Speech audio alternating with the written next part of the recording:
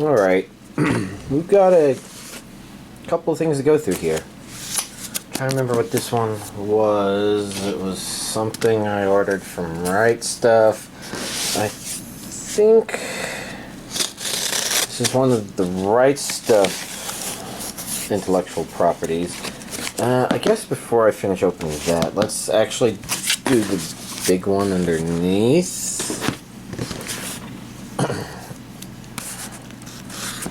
Because if I remember correctly, it's something I ordered recently. It's slightly a bit of a pre-order, but I think because it's Right Stuff IP, it's already in stock, and it's shipped in 2 separate packages. In fact, right now, this is being really hard to open because it's falling apart.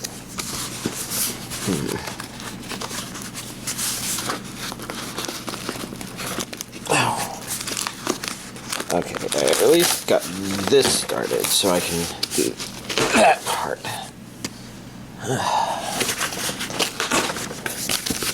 And it is possible making this harder for myself by opening it from the bottom, but I don't know. It seems like...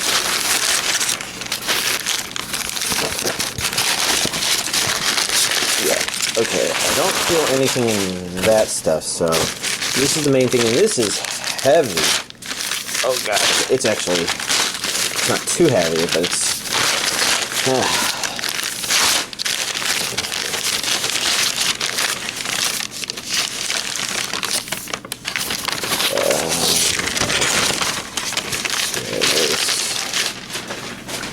yeah. One of one. So, there. And as you can see, it's Irresponsible Captain Tylor. Okay. That's what I was thinking, but I couldn't remember the name, so...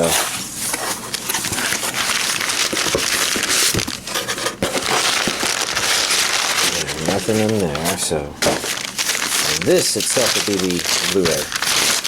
I'm fairly certain I don't have this on Blu-ray yet, but here it is. I'm also fairly certain I didn't fund any Kickstarter releases of this. Interesting. I'm mostly just noticing the complete lack of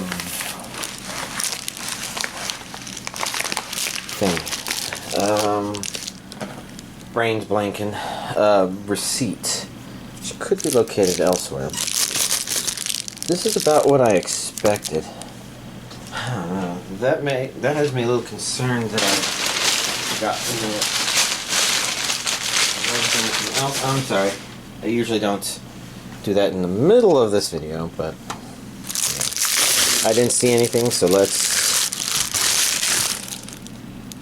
Oh yeah, this one is Hentai. Oh, My Sex Goddess on Blu-ray.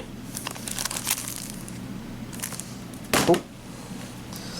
Everything else should be anime, I think. I mean, technically Hentai is anime, but no, I mean, it's non-hentai anime. Because, right, the word anime usually generally refers to Japanese animation, and so it's kind of hard to say that hentai isn't anime, because by definition it is animation from Japan, so... And that's also, in a nutshell, why I collect it. Truth of the matter is, a lot of them end up unopened.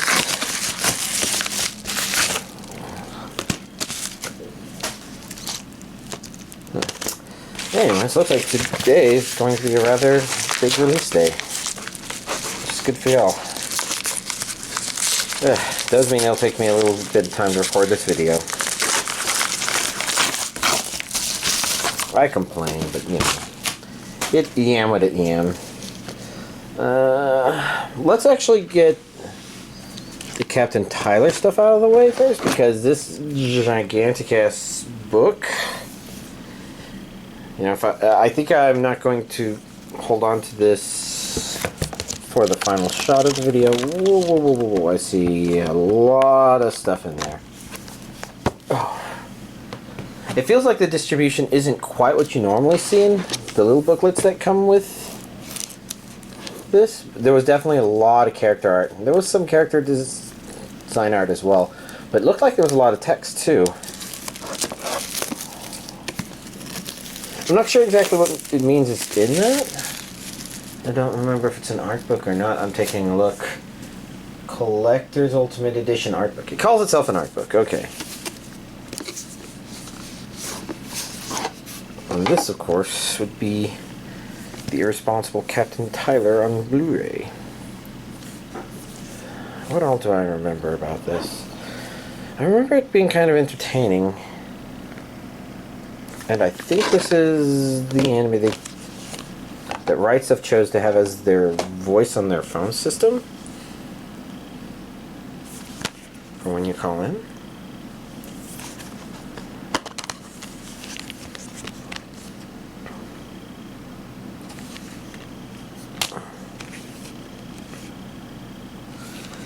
Sorry, I'm also a little full, so there's a part of me that's thinking about how full I am and not making much commentary about it. The character designs, you can kind of tell they're definitely pre-turn of the millennium. And I was just trying to think, do these strike me as 90s for sure, or could there be a little bit of 80s vibe in there?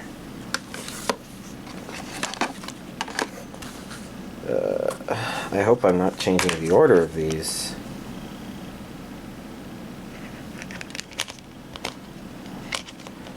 Especially since I didn't take too close of a look at what the previous ones said. And now I feel like I have to, because this says the Irresponsible Captain Tylor. This says a bunch of text so small that I can't really see what it says. And I was just noting this says Disc 1, Episodes 1 through 7. Oh jeez. And all the way up to Disc 4, which has Episodes 21 through 26. Because the one I just started looking at, you know, I noticed this says 1 on it. It's got Episode 1, 2 through 5, 6 through 8.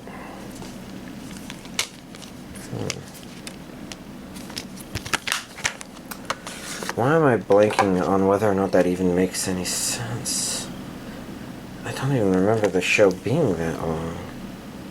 Did I look at the back of the previous one? This doesn't look familiar. Have I not watched all of this? I don't remember.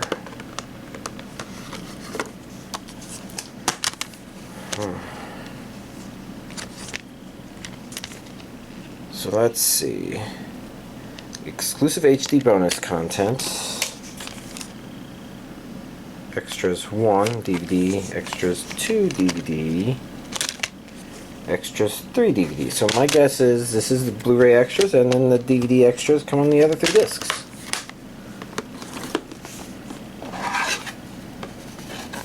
Alright, and now all I have to do is get this sleeve back on.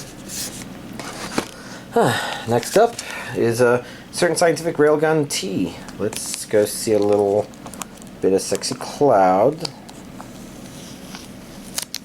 I would like to jokingly say that it's something Cloud, but I'll be honest.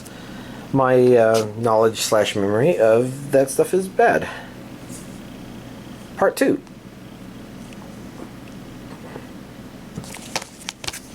Yeah, this sounds about right. I think there's a Part 1 sitting on my pile of stuff to watch that I haven't watched because I haven't finished Accelerator or not Railgun, but Index Season 3. Which, as y'all may recall, part of the problem with Index Season 3 is kind of a realization on the part of the person or people working on it that they're just so far behind the stuff on the manga they really want to work on that Season 3 is a little quicker paced. So, regions A and B, I think that says English. Come on, focus camera. English. Not all dreams are safe.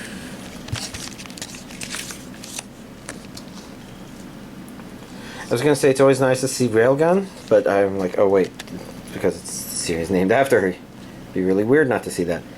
Blu-ray 1, Part 2. So Part 2, Disc 1, and Part 2, Disc 2. DVD 1 and DVD 2. That said, I don't know Or do I know her? She's not that one level 5 Esper? Shit, I'm forgetting the terminology in this show.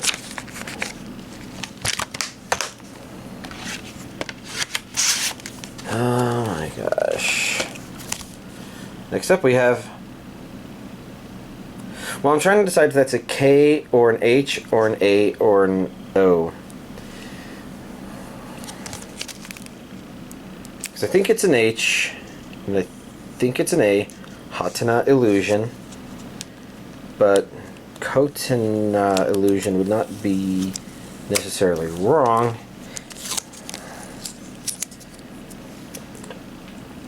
It's kind of...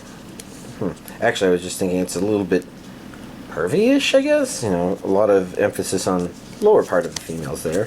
Nothing like bad. I mean, I don't like how the word gets misused as it is. Regions A and B, English dubbed.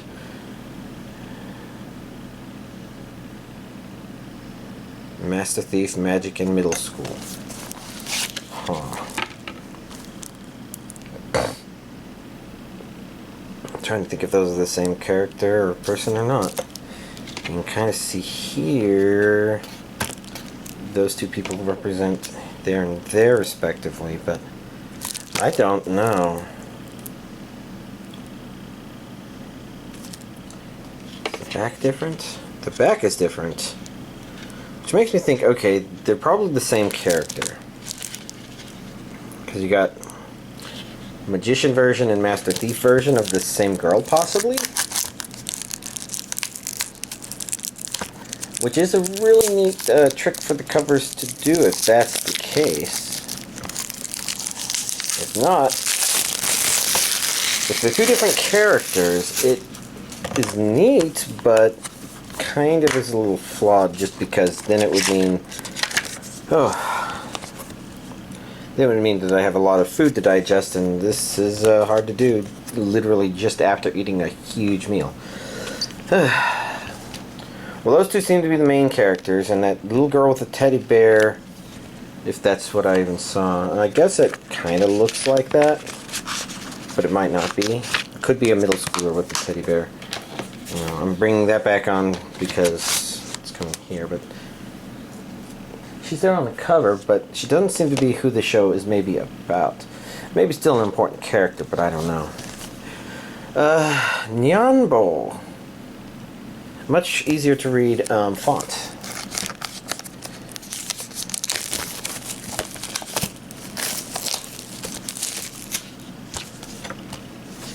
Said, I'm going to keep going. Different covers. Back. I think I see a region A there, but I don't think they're not cats. They came from outer space. This looks like a weird one.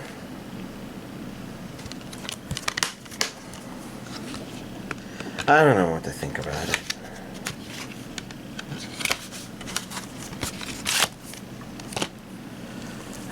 Next up we have next Bleach Blu-ray, Volume 11.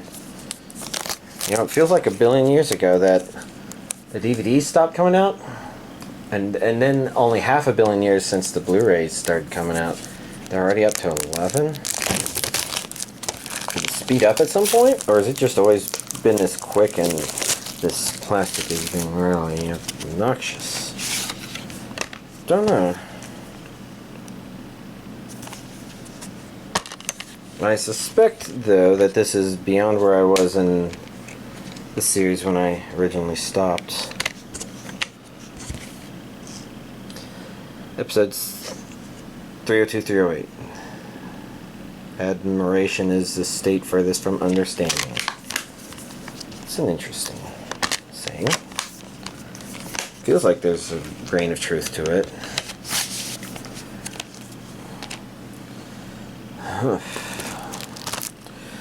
Alright, this is the animation. It's actually Swordgai,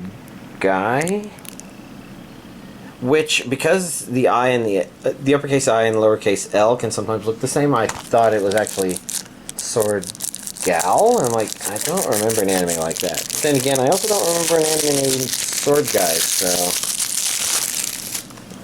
And this shouldn't be thought of as guy as in like a male person, but rather...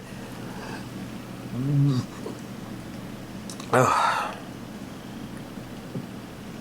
I mean, maybe it's supposed to mean that. 24 episodes, Region 8. English dub. The hiccups. Which are a pretty natural follow-up to having eaten a lot of food.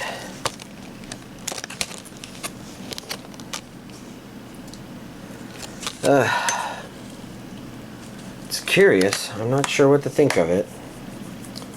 Plastic's a little damaged there. Oh well. Next up we've got Memories. And it's interesting that this arrived today because something reminded me of it like just last week. I guess in one of the Discords I was, you know how many Discords have like the cursed room for cursed images? Well, that one was about, I guess the pictures that were posted were about stories about Minecraft Steve farting and being a superhero because of his stink, and it reminded me a lot of story number 2, Stink Bomb. It looks like it's probably an English dub in there, which makes sense because this has been dubbed before. I got the focus just long enough to say yeah. Not to say that Stink Bomb is the only thing neat about this, but it left an impression of its own kind. I should rewatch it just because Magnetic Rose is the one I remember kind of the least. And I don't want to comment on exactly why that may or may not be, because it's mostly just what exactly do I remember from it, because I think I remember everything from that just kind of vaguely. Video Warrior Laserion,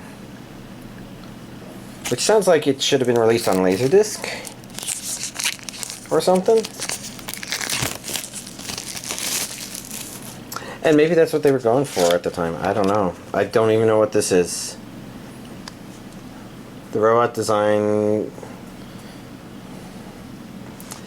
Well, the body feels kind of Transformer-esque, but the head is something different. Who says playing video games doesn't prepare you for life? Region A. Japanese with English subtitles only. And, you know, reversible cover if you want them both to be the same, but... Why do that when you can just do this? So this one's notable. This is Dear Brother, released on Blu-ray. The main thing about it that's notable is Dear Brother did get released here in the States, but it was a rare DVD up until this release. Which is good, because, you know, even if it means that the cost of my rare stuff goes down, I don't really care myself. Not sure if I know much about the series, so I don't know if I can comment. Region A, Japanese with English subtitles only. I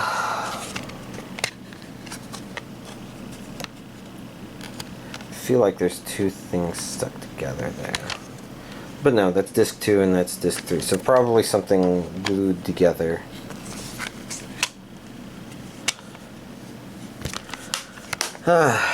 Sorry if I'm starting to go a little fast. It's actually...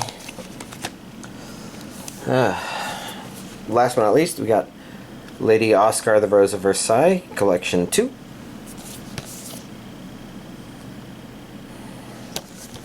Japanese with English subtitles, which makes sense, because I... Oh, geez. Sorry about that. Because I do believe the DVD release was sub-only. It's been a while.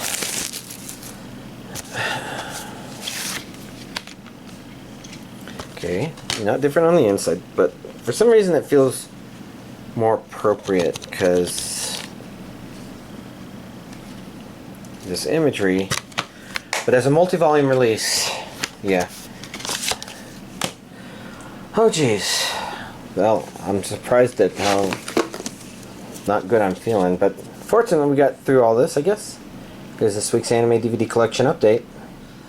Alright.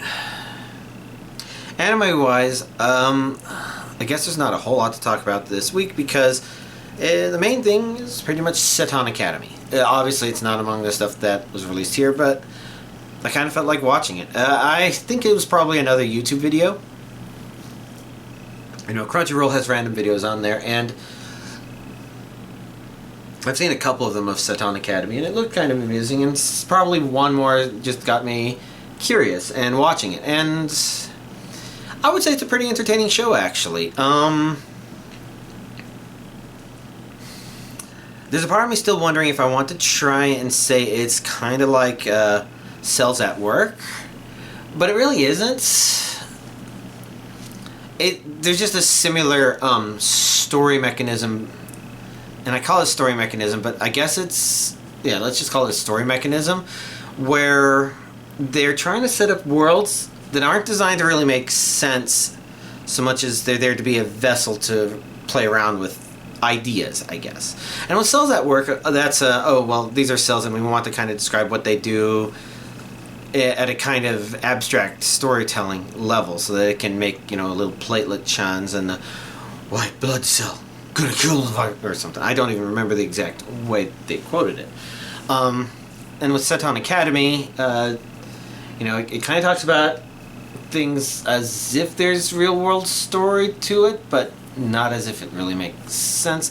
And it's one of those shows that's set up so that all the male animals pretty much look like bipedal versions of the animals, and all the female versions look like cute anime girl versions of all of them.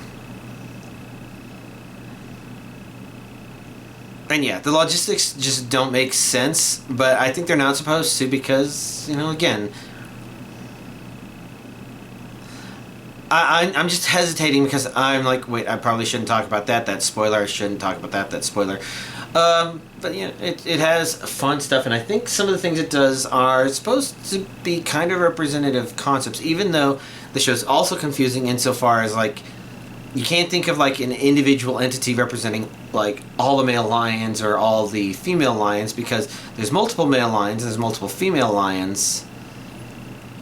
But they're not also supposed to represent, oh, and this is them populating the world and somehow this is them at this school. Because it plays around with the idea of the relative different ages at some points here and there. But usually it doesn't bring it up because, you know, I think it's already got the problem where our main two characters, and I call them that even though, you know, to a certain degree, I think people are right that this seems to be the female humans gathering of a harem of female characters, pretty much. But, now, and whether or not it's a love harem, I'm not really sure. But anyways, like, I'm losing my train of thought because, you know, I'm sitting down and still digesting food and thinking how nice it would be to take a nap. And that's really hard to do while recording a video. But yeah, for the most part, it's fun. It's a way for it to kind of explore animal facts. I'm not quite sure if every single fact is necessarily factual. It definitely plays with the idea that there are some facts that are misconceptions or legends or stuff like that. And there are some things in there which I don't know about. Like, I think a really good example is the idea that female lions do all the hunting in a pride, which I think was put in the anime as they do most of the hunting.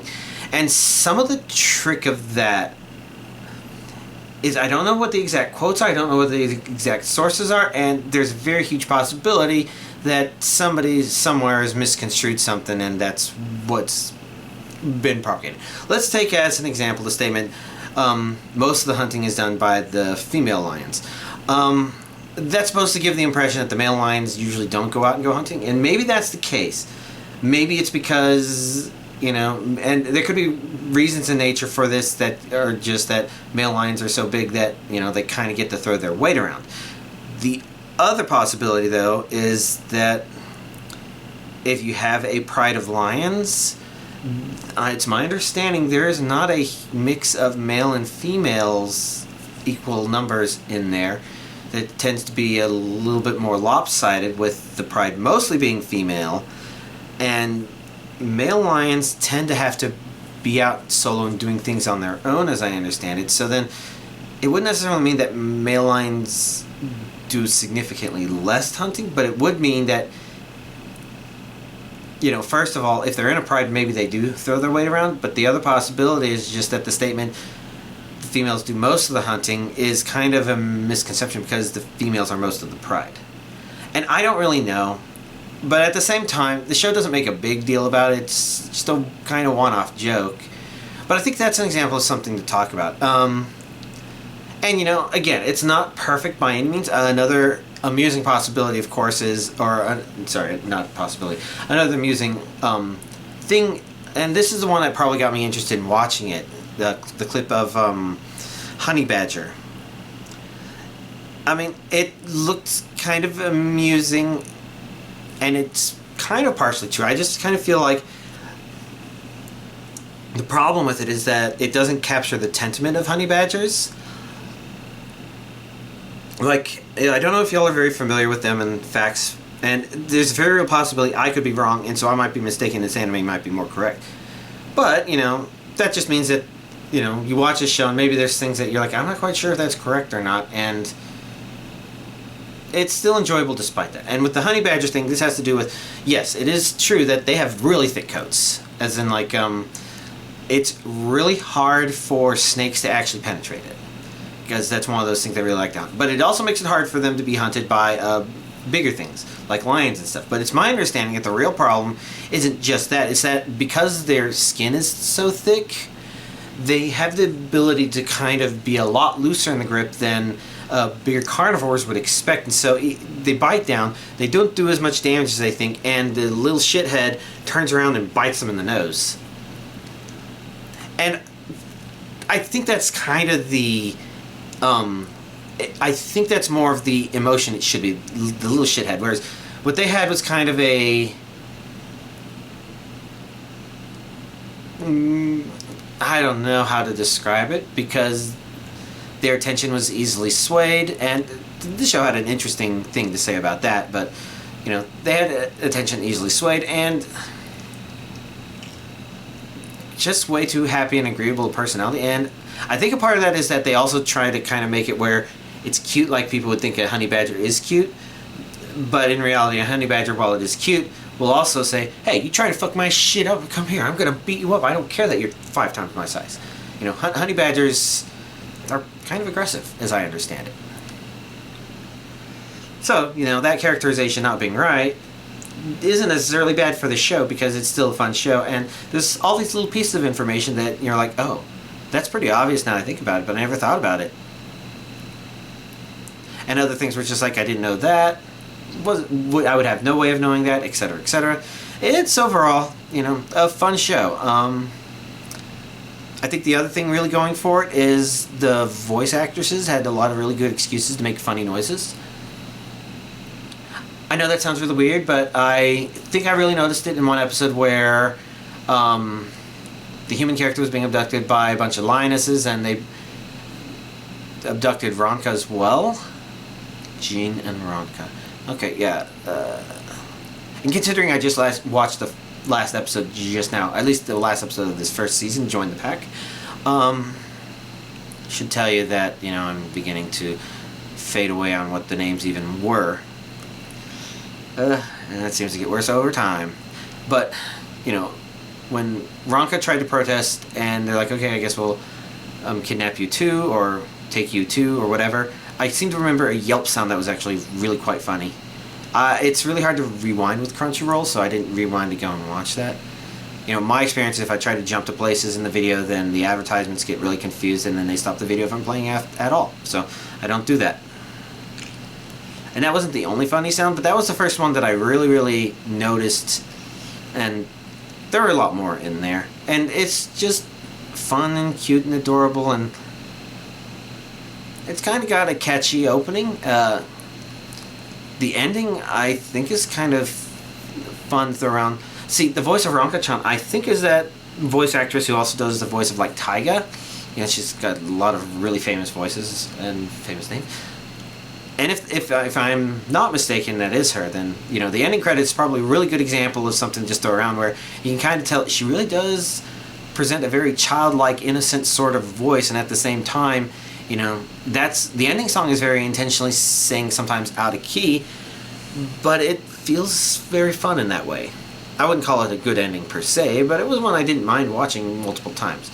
Again, a thing I don't skip over because there was after credit stuff in this anime, so it was worthwhile to sit there. And I don't have ad block on my computer, on that computer I should say. I do have it on this one, so if I watched Crunchyroll on the laptop, I could jump around. And I had to do that once because of weird stuff. But for the most part, since I'm being lazy and I'm not actually paying for a simple membership with Crunchyroll, I'm perfectly willing to let them serve whatever advertisements they want just so that they can continue making money off of this. And it seems to be mostly okay. I think I commented on the advertisements before. Really weird stuff, especially since, as y'all know, I do have stuff to watch. I just ended up feeling like watching Seton Academy. Which is probably for the best, because if I keep sitting here not watching any anime, then, well, there's no reason for y'all to watch these segments, right? Especially since, you know, the other things I've watched, let's see. I did help my friend, sorry, I say help. I did show my friend the last 2 episodes of Invincible, so now he's finished with that. The other friend that was watching it with us might not be coming over for a while, so presumably this means we'll be getting back into anime coming this Friday. Which, given that the next One Piece is supposed to come out tomorrow, and it probably is already shipped and I just didn't check, there's a very good chance that, you know, I'll be opening that and watching that with a friend on Friday. Which actually sounds really exhausting right now, but that's because right now I want to be taking a nap instead of recording this video. But I want to record this video before I do that, because if it's too late at night and I'm recording the video past midnight, then it's even more exhausting and blah blah blah blah blah. The main point being, I've talked a lot about Invincible, and you know, that's because in my head I really would want to do a video just about it, the first season, why I thought the first season worked, why it doesn't give me a lot of confidence for the second season, but that doesn't mean that the first season isn't worth watching. But I've said that probably the past 15 videos. I don't know, it's been a lot. So, needless to say, that's over with. Anything else? Rick and Morty's weird. I wouldn't say it was a bad episode, but I'm not quite sure what to think about it. I think we were all a little bit disappointed that Planetina didn't turn everybody in the world into trees. Because, if you've not seen it, there's a Captain Planet parody, I think on YouTube, where the actor that played War Machine in the Marvel Cinematic Universe, he plays Captain Planet. And it is funny. I was trying to decide if I was going to comment any more than that, but I don't know. So Planetina, you know, actually fun little twists on all that stuff. But yeah, still not sure what to think about the episode. It's a strange one. I mean, not necessarily bad, but there's also the possibility that, you know, I'm just in a weird mindset when watching stuff nowadays. Yeah. So, outside of that, obviously I've continued to do Monster Hunter, but there's nothing, and that's Monster Hunter Rise specifically, and there's nothing for me to really comment about there. You know, I do the event quests as they come out. Maybe not exactly when they come out, but, you know, I'm like, oh, I should check to see if there's event quests. Oh, there's another one. Let's go do it. Okay, I did it. And alright, now I guess I'm just trying to go for awards, mostly the awards that just require you to do stuff. I mean, that sounds like a lot of awards, but this one is just the one that's just like, oh, I guess I have to fight 10 of every monster now. Yeah, so that's all. I